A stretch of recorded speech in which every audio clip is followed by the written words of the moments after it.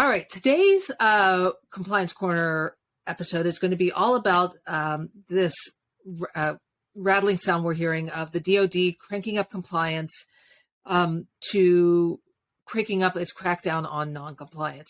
So what we're going to talk about is a little bit of that short history and the timeline there, and then what is happening today. So just to reiterate, the DoD has been working since about 2015 to increase cybersecurity compliance by defense contractors. And we're just going to talk about some of the steps it has taken in the past and where that leads us today. So hope you stick around. You learn something. Maybe we'll make you laugh, maybe not, but hopefully you'll at least you'll enjoy it enough to watch another episode. So with that, let's get started.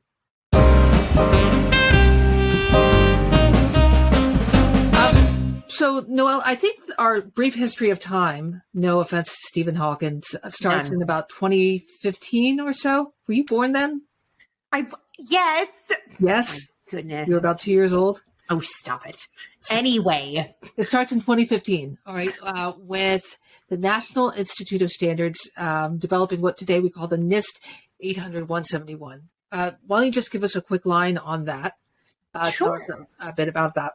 Yep. So exactly what you said, the DoD and other defense agencies and other parts of the government were like, okay, well, we need something to protect, for this whole cybersecurity thing is becoming a big deal. We should probably have, standards of how to do that. So they created. How to protect, do they have that notion of controlled unclassified information at that time? So I'm pretty sure that in 2015, we were still calling it FOUO. I can't remember exactly when we transitioned away from the FOUO term to CUI. I'm sure somebody out here who's listening is what? For official use only. Thank you. Yes. FOUO is what those of us who were in the DoD before, that's like, it was hard for me to shift to be like, okay, it's not FOUO, it's CUI. Okay, I got to remember that.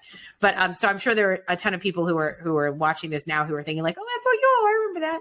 So yeah, when they decided that they were going to move towards CUI, that was, I believe that was later. I believe that NIST 800-171, and I could be wrong, was first, and then the move to calling it CUI officially was later. But regardless, the idea was that we need to protect sensitive information. It's because when it comes to classified information, there's all kinds of specific rules and regulations. There wasn't anything for that unclassified version. So that's where it came from. So in the face of the increasing numbers of cyber attacks, the DoD says we need to develop a standard. They look to NIST. Yep. And they get the NIST 800-171. All right. Yep. So they have NIST in play. They see DoD sees that there isn't a lot of action and movement towards implementing it. Right. So let's ratchet up the pressure, folks. Let's come up with DFARS 252.204-7012. I love it when you say all those numbers. So many numbers. Yes. So exactly what you said. DFARS 7012 comes out and starts coming out in contracts in very, very end of 2017. So it was really 2018 is when it really started ramping up. So all through 2018, you got all these new contracts or a lot of new contracts that have this 7012 clause. And the 7012 clause, if you don't remember what the DFARS 7012 clause is, you can go and see our DFARS 7012 video, wonderful video. Thank you, that we made not that long ago. But very high level, the 7012 clause insisted that anyone who is signing a contract with a DFARS 7012 clause in it has to adhere to the NIST 800-171 110 controls.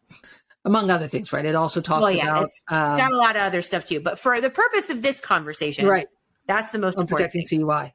Mm-hmm. All right. So DFARS 7012 comes out, I think it's at the end of 2017. Yep. And still they're not getting the response they want. So they say, all right, I feel like they're the big bad wolf, and I'm going to huff and puff and blow your house down. Yep. Yeah. Pretty much. We're in the windstorm. Love it. And so then there is 2019. Okay. Mm-hmm. The year 2019. So the DoD releases the CMMC, the Cybersecurity Maturity Model Certification Framework, designed to defend the vast attack surface of the defense industrial base. And NIST is integral to meeting CMMC. And so that's the next step in the crackdown. Yes. And so what was interesting is that when CMMC version 1 came out back in 2019, it was actually the 110 NIST controls plus like an additional 20. Right. The maturity controls. Yes, the maturity controls. It was all about, what level of maturity your cybersecurity program is at. And so when it came out, it was coming out. The only reason, this is something that people forget a lot, and I certainly didn't understand it at the beginning either. CMMC is just a mechanism. It is not the actual law. The law is DFARS 7012. And so CMMC came out, again, not as a law at that time, but as this is the mechanism that we will make law to make sure you are actually doing the things you said you were doing in 7012. Right. So yeah, that's something to remember, that really the authoritative source is still, and technically has always been, NIST 800-171, because that's in DFARS 7012. Got it. So, all right. So 2019 comes in 2019, CMMC V1 comes out. Yeah. There's a lot of discussion. It eventually will be modified into CMMC 2.0. That's not for another year or so. But in the interim, and the end of 2020, the DoD makes another step towards ratcheting up security, and that's DFARS 7019, 7020, and DFARS 7021, and what is called the DFARS interim rule.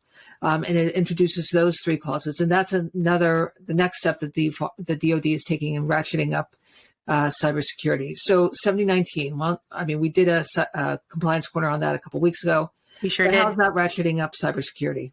Yeah, so just at a very high level, 7019 is saying that you have to report your score. You have to do a self-assessment, and you have to report your score. Yep, against NIST, the 800-171. And you have to actually tell the government in a government-controlled database, you have to basically attest to the fact that you're actually doing this and then give the score there. And so then that way the government has a way to sort of verify, yeah, we said that you had to do this in 7012, but now we have a way that you're saying that you're doing this. You're saying your score is 90 out of 110.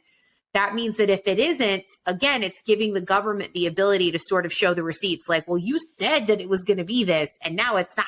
Right. So yeah, definitely. And then 7020. Wait, can I just jump in that real quick? Of course.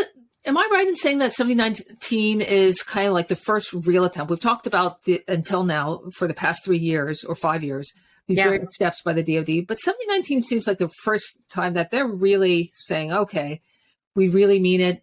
And here is, I don't want to say like this, I don't like using the term whip, but this is really when we're going to start sticking it to you, because not only do you have to meet these requirements, but you're going to have to do a self-evaluation and submit your score.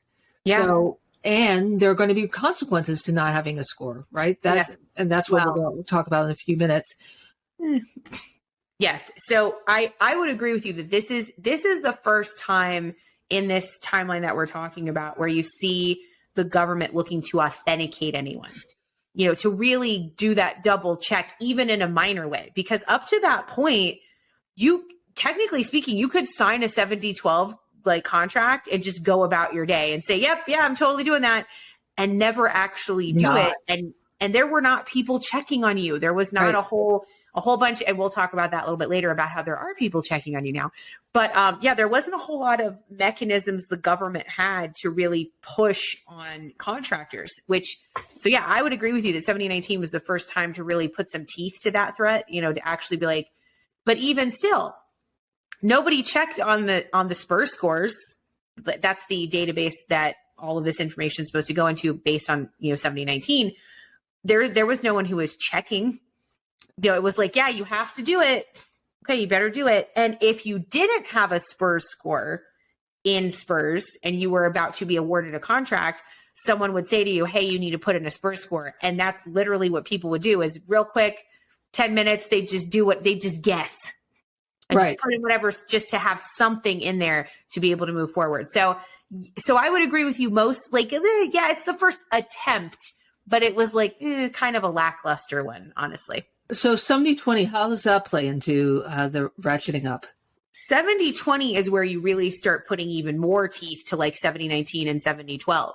7020 gives the government the ability to come into your organization, either contact them and say, hey, I need to see all your documentation on cybersecurity and on your compliance with NIST 800-171, or they can do, so that's called let's back up a minute. When I say the government, I mean the DIBCAC, which this is specifically for DoD because we're talking about DFARS. So the DIBCAC could technically speaking, if they have some sort of reason, they could come to you, Orly, who runs the company Orly Inc., and say, right. Hi, Orly at Orly Inc. I need to see all of your cybersecurity documentation that is validating that you are actually following NIST 800-171 rules, because you have a 7012 clause and a 7019 clause. And I'm looking at your SPURS score and it says that you're 110 out of 110. I want to see the proof on that. Right. So that would be considered a medium DIBCAC assessment, which is where they just ask for documentation. They might ask you some follow-up questions, but that's about the extent of it. If they ask you those questions and they get that documentation or lack thereof, and they have a reason to believe that you are not actually doing what you said that you would do when you signed that contract with the 7020 and 7019 and 7012 clause, they will then perform a DIBCAC high assessment, which is where they do all the things with documentation in the medium, but they also come on site and start interviewing people and examining things and asking for evidence. And it's a full-blown assessment or audit at that point, which is definitely not what most people want. But those are actually happening today. They are, absolutely. So the idea of having an SPRS score, while initially it might have been a little bit slow in the uptake, those medium and high-level assessments are happening. Yeah, they definitely, and again, that's based on the timeline that we have right now. We've only moved up to what year, 2020?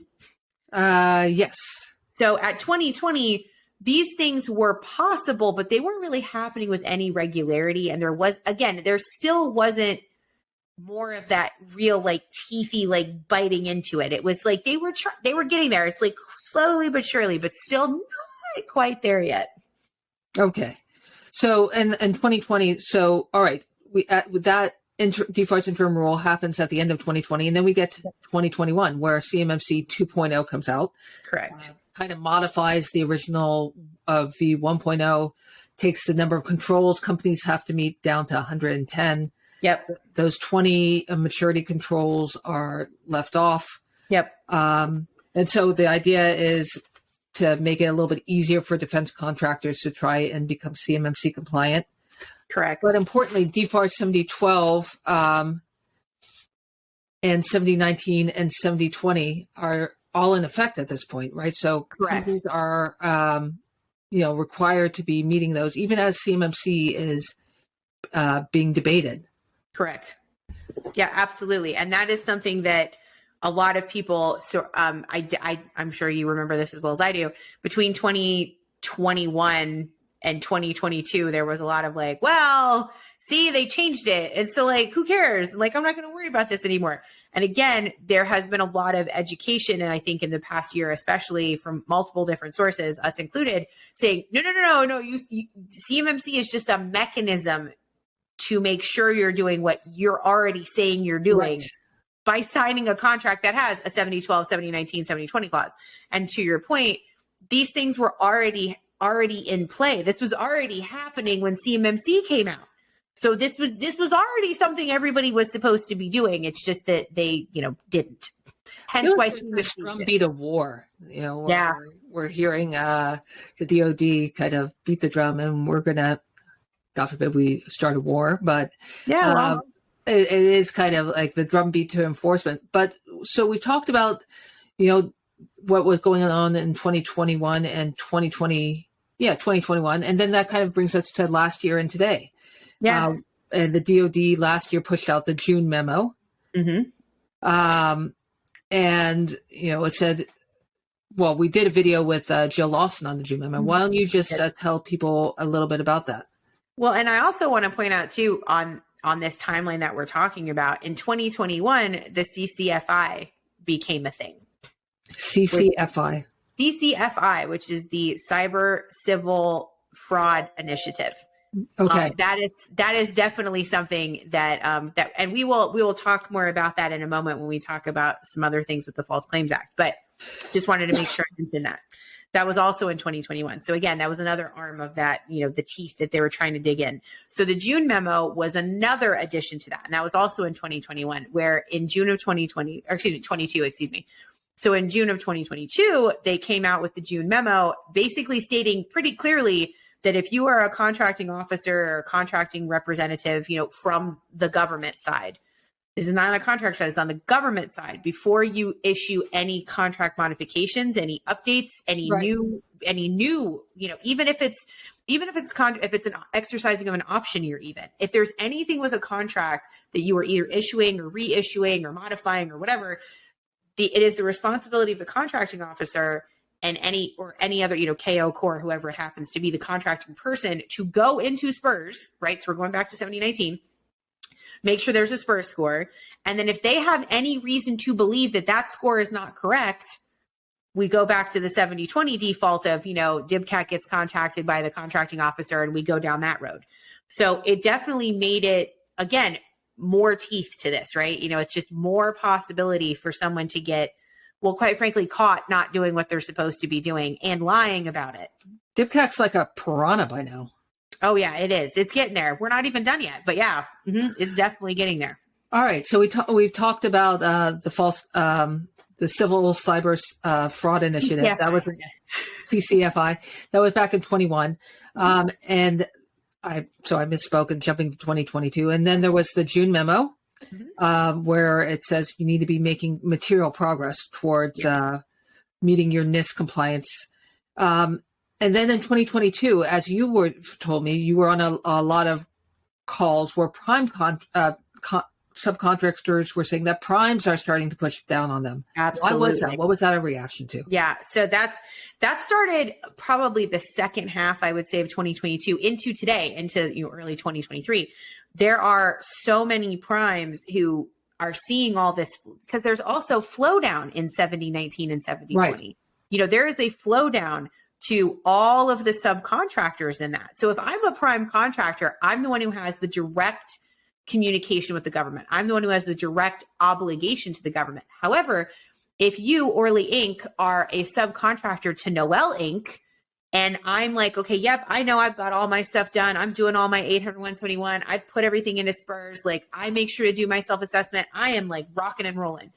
But then I have to talk to you, Orly Inc., before I ever can do any sort of like anything with CUI with you, right? If there's going to be a contract that I'm going to have with you where you have to interact with CUI that I'm responsible for, it falls on me to check if you are compliant in the way that you need to be in order to view, process, or transmit that CUI.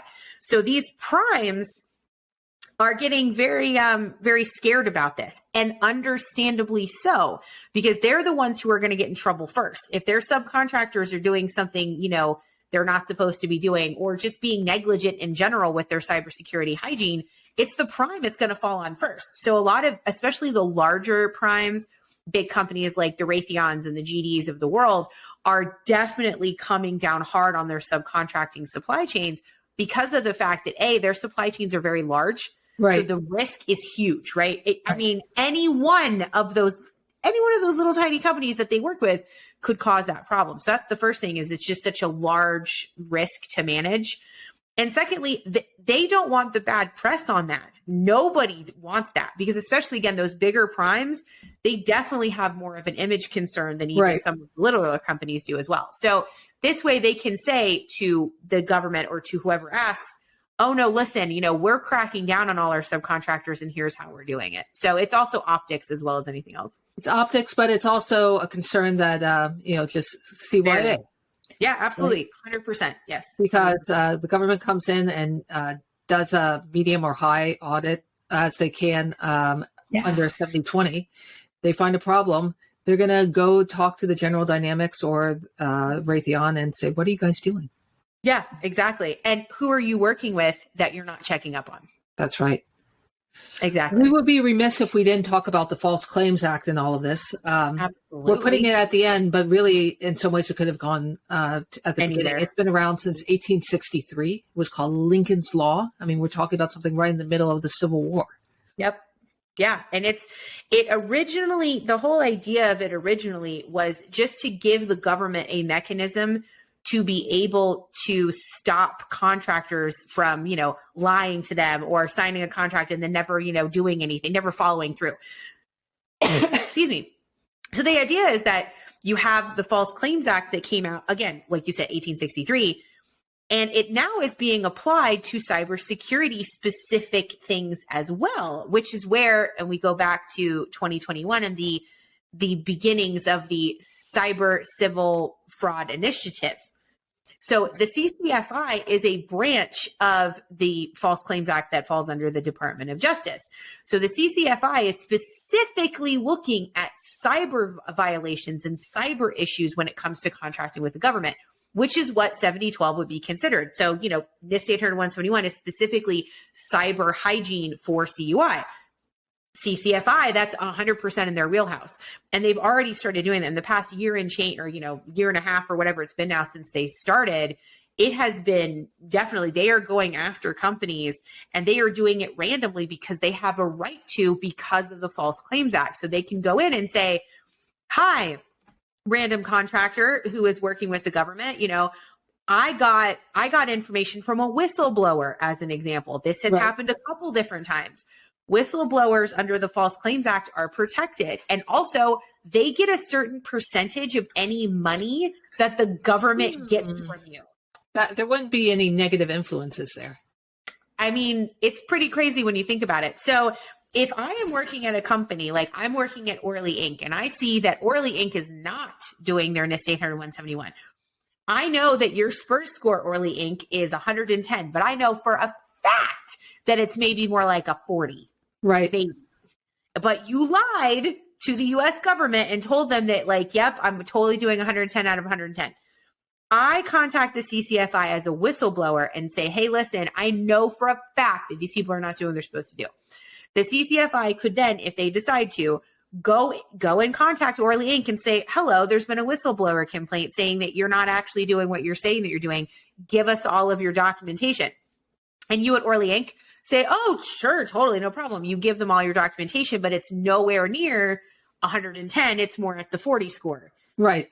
So then, again, it goes back to the DIBCAT conversation, right? Where it's like, then the DIBCAT gets involved and they have the media, they do the high assessment. And then it's if you find that there, which there would be in this case, right, where there was a blatant disregard for the truth, in this case, quite blatant, then what will happen is the CCFI can then, under the False Claims Act, sue your company, Orly Inc., for 3 times the amount of the total contract. On top of that, because that's not even all. On top of it gets better. It gets better. But wait, there's more. They could also, and this is totally up to them how they do this. So they can sue you for up to 3 times. So maybe it's only 1 time or 2 times, but they can go up to 3. So that means if you had a 5-year contract, it was $1 million a year, it's a $5 million total. That means they could sue you up to 15. And in addition to that, for each individual instance that they find where you are not following the letter of the law for NIST 800-171, and that is down to the objective level. So that's 110 controls plus 320 objectives. They can get you for $11,000 per individual instance. That is on top of the 3 times amount that they can sue over. A lot of cups of coffee that could buy. So many cups of coffee. And again, remember that whistleblower, like I'm the whistleblower, I get a certain percentage of any money that they end up reclaiming. So like, for example, there was a whistleblower, I believe it was last year in 2022, there was like a $9 million, it was $9 million suit for false claims. And this person got a percentage of $9 million. And if I'm not mistaken, it's a pretty solid percentage. It's like 2 or 3% or something. So like, that's about $270,000, $250,000. I mean, I'm not mad at that. Just because I called and did my like civil duty and said like, hey, my company is lying. It's like a tax as income tax. Good question. I would assume that it is because it's an award, but I don't know. I'm not a lawyer. But yeah, so it is, again, that's $270,000, right? You said $250,000 for picking up the phone and letting the CCFI know something was going on. So there is a huge like push to be like, hey, be a whistleblower. Let us know. Let us know. Let Right. us know. So you definitely, if you are the kind of company who is still lying on your SBRS score, my God, first of all, just don't do that. Second of all, this is the kind of stuff that can happen to you. And it's not just the SPRS score. It can also be if you at one point did have 110 score, but you've let it lapse. Got it. And maybe you're not actually doing things. I mean, there's a lot of different things that can happen because again, I mean, let's say it's just one thing that you didn't do. You were using a FIPS 140-2 validated CUI transfer system, and now you're not. Right. That is violation. It's that simple. It is a direct violation of what you're supposed to be doing. So it's something that I think a lot of people don't consider how granular we can make it. But I think and just to try and close this conversation out, I think it does get to the point that when we started in 2015, as we talked about in this conversation, there was kind of the DoD was trying to figure this out. How do we get the defense organizations that we contract to take cybersecurity seriously? And so it seems like today they are beginning to find ways, both carrot and stick, to get people to comply. So it'll be an interesting story to see how this all plays out in the end. But for today, it is very clear the DoD is ratcheting up their demands, not just on speech and in paper, but also in financial. What is the term I'm looking for? In terms of financial penalties. Yeah, and aggressive ones. That's the thing. And like you said, it's financial penalties, it's image penalties too. I mean, right. You don't want to be the company. Even let's just say that there was a whistleblower and there is enough evidence for somebody to come and have a conversation with you. You don't want to be that company. Nobody wants to be that company.